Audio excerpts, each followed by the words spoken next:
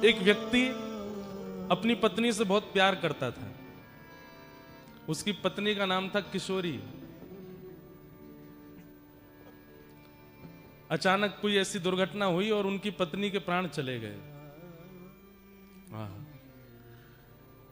जैसे ही अपनी पत्नी के प्राण गए तो इतना रोया और चीख चीख करके, किशोरी तुम कहां हो, मेरी किशोरी तुम कहां हो, मेरी किशोरी तुम कहां चली गई, मैं तुम्हारे बगैर रह नहीं पाऊंगा, मेरी किशोरी तुम कहां हो। और वो तो रो रहा था अपनी पत्नी को याद करके। निकुंज में बैठी हमारी प्रिया जी ललिता जी से कहने लगी, अरे ललिते, इतने करुण भाव में मेरे को याद करके आज तक कोई नहीं रोया है। ललिता जी बोली, श्री जी आप इतनी भोली हो, इतनी सीधी हो, मैं कहां बताऊं।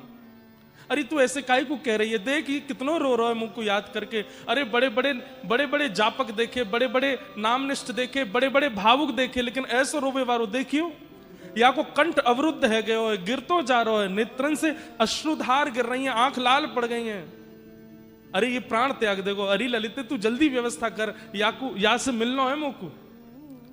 ललिता जी बोली, श्यामाजू वो अपनी बहू को बुला रहा है, वहां की पत्नी को नाम है किशोरी, वो आपको याद नहीं कर रहा है, अपनी पत्नी को बुला रहा है। बंधुओं ये सुनते ही किशोरी जी ललिता जी से बोली, एक बात बता, किशोरी शब्द को अर्थ कहा होवे।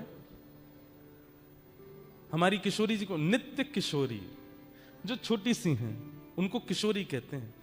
और बोले किशोरी पूरे ब्रह्मांड में केवल राधा रानी और कोई नहीं हो सकता। नित्य किशोरी हैं, हमेशा एक ही रस रहती हैं, वो किशोरी जी श्री राधा रानी है।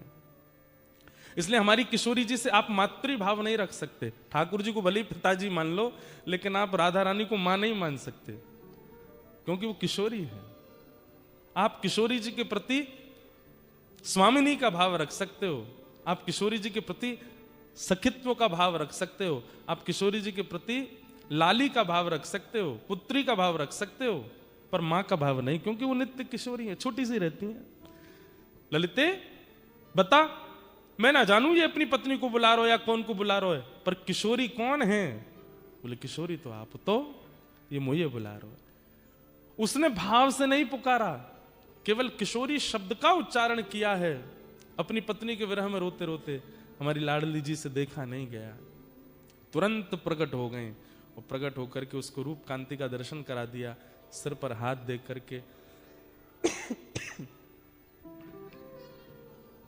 उनको अपनी सखी रूप में स्वीकार किया। और किशोरी जी का